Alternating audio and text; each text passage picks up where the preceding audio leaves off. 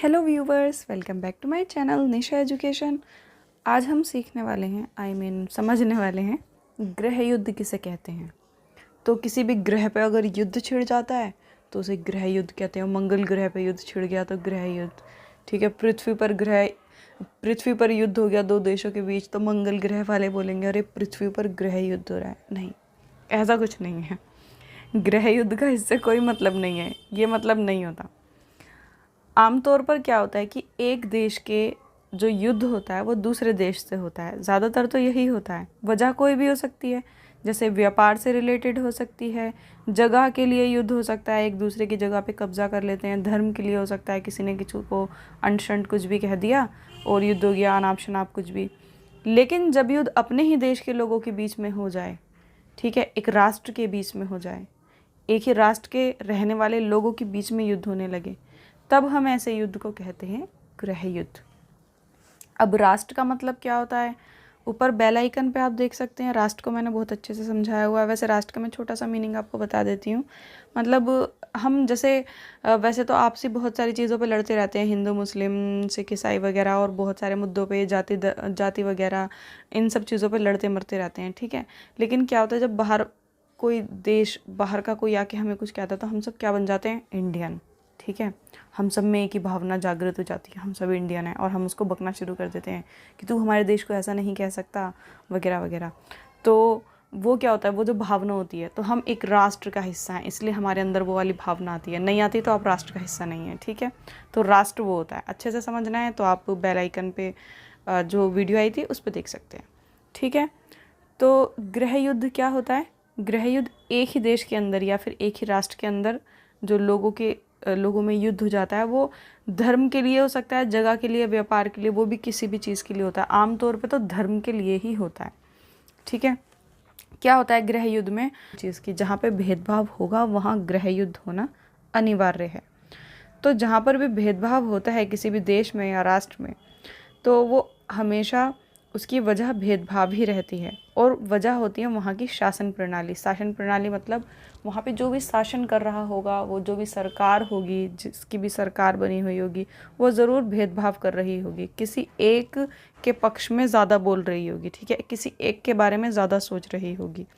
तो जब सरकार किसी एक समुदाय का ही भला सोचती रहे और उससे दूसरे समुदायों का भला नहीं होता, तब धीरे धीरे क्या होता है, दो समुदायों के बीच नफरत बढ़ने लगती है, और ये नफरत गृह युद्ध में बदल जाती है। जैसे मान लीजिए सरकार कोई भी ऐसा कदम उठा रही है जिससे एक समुदाय तो बड़ा खुश हो रहा है, लेकिन बाकी के जो समुदाय हैं वो उससे दुखी हो रहे हैं। मतलब उनके मतलब की चीज़ नहीं है, उनको उससे फ़ायदा नहीं हो रहा, नुकसान हो रहा है। तो क्या होता है, ऐसा जब एक बार होता है, दो बार होता है, 10 बार होता है, बार बार यही होता रहता है, तो मन में नफरत आ जाती है, और फिर नफरत से गृह युद्ध बदल जाता है। गृह युद्ध में होता क्या है, गृह युद्ध में होता है खून खराबा, लड़ाइयाँ, ठीक है, जान माल की हानि, जो आपसी लोगों में होती है, तो वो एक दूसरे को ही मारने लगते हैं। जैसे कि हम, और इसमें पता है क्या होता है, एक ही देश के लोग लड़ रहे हैं, एक ही देश के लोग मर रहे हैं, एक ही देश का नुकसान हो रहा है। सबसे बड़ा नुकसान ये होता है, फ़ायदा ले जाता कोई दूसरा देश। अब हम इसका ना एक रियल एग्जांपल लेते हैं। सन 1948 में श्रीलंका स्वतंत्र राष्ट्र बना था। जैसे हम 1947 में बने थे ना, तो वो 1948 में बना था। वहाँ पे भी ब्रिटिशर्स ने राज कर रखा था।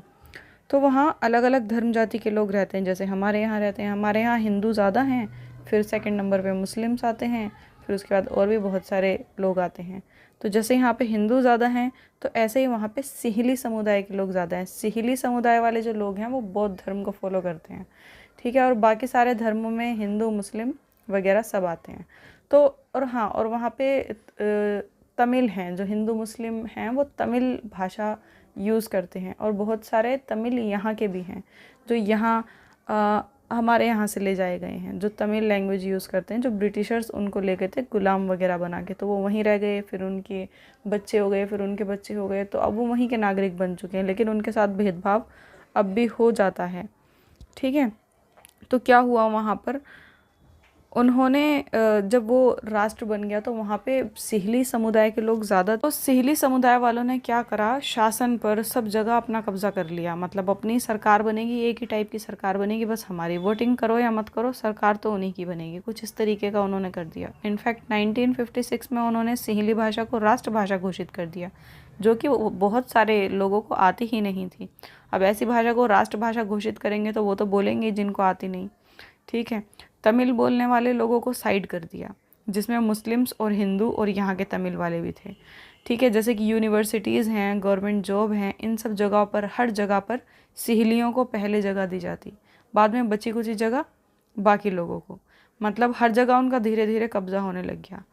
तो बौद्ध मत को संरक्षण भी मिलने लग गया, जबकि उनकी संख्या ज़्यादा थी, उनको संरक्षण और बढ़ावा मिलने लगा। जबकि संरक्षण तो क्या होता है, संरक्षण तो उन लोगों के लिए होता है जो संख्या में कम होते हैं। उन्होंने संरक्षण भी बौद्ध वालों को दिया। श्रीलंका में रहने वाले जितने भी तमिल थे वो बेगानापन महसूस करने लगे, अपने आप को पराया महसूस करने लगे कि हमारी तो कोई सुनता ही नहीं है। जब उन्होंने देखा कि हर जगह उनके साथ भेदभाव हो रहा है और ये भेदभाव बढ़ता ही जा रहा है, तो तमिल और सिंहली समुदाय के बीच नफरत शुरू हो गई। अब यह नफरत सिर्फ दिमागी थी, हाथापाई नहीं हुई थी। उन्होंने अपनी मांग शुरू कर दी, जैसे शिक्षा को लेकर, रोजगार को, सबको समान अवसर मिलने चाहिए, सबको अधिकार मिलने चाहिए, लेकिन कोई सुनवाई ही नहीं हुई। फिर 1980 में तमिल राजनीतिक संगठन बनाने लगे। जैसे कि उनकी सरकार थी सिंहलियों की, तो वो सिंहलियों का साथ देती थी। उन्होंने अपना भी एक संगठन बनाया जिसका नाम रखा ईलम। जैसे यहाँ होती है ना कांग्रेस पार्टी, भारतीय जनता पार्टी, इस तरीके से उन्होंने अपनी पार्टी का नाम रखा ईलम। और फिर शुरू हो गया युद्ध, क्योंकि वो सोचने लग गए अरे ये तो बढ़ते ही जा रहे हैं, सीधी सोचने लग गई ये तमिल तो कुछ ना कुछ करते ही जा रहे हैं, तो सत्ता में आ जाएंगे और फिर हम अपनी मनमानी कैसे करेंगे। दोनों के बीच गृह युद्ध छिड़ गया और दोनों पक्षों के हज़ारों लोग मारे गए। बहुत सारे परिवार देश छोड़कर भाग गए और दूसरे देशों में शरणार्थी बनकर रहने लग गए। रोजी रोटी चौपट हो गई। और ये युद्ध पता है कब ख़त्म हुआ? 2009 में इस युद्ध का अंत हुआ। मतलब लगभग 29 ईयर्स तक ये युद्ध चलता रहा। आई होप आपको इस एग्जाम्पल से समझ में आ ही गया होगा। और अगर आपको किसी और वर्ड का मीनिंग चाहिए तो आप मुझे कमेंट बॉक्स में बता सकते हैं। मिलते हैं नेक्स्ट वीडियो में। Bye guys.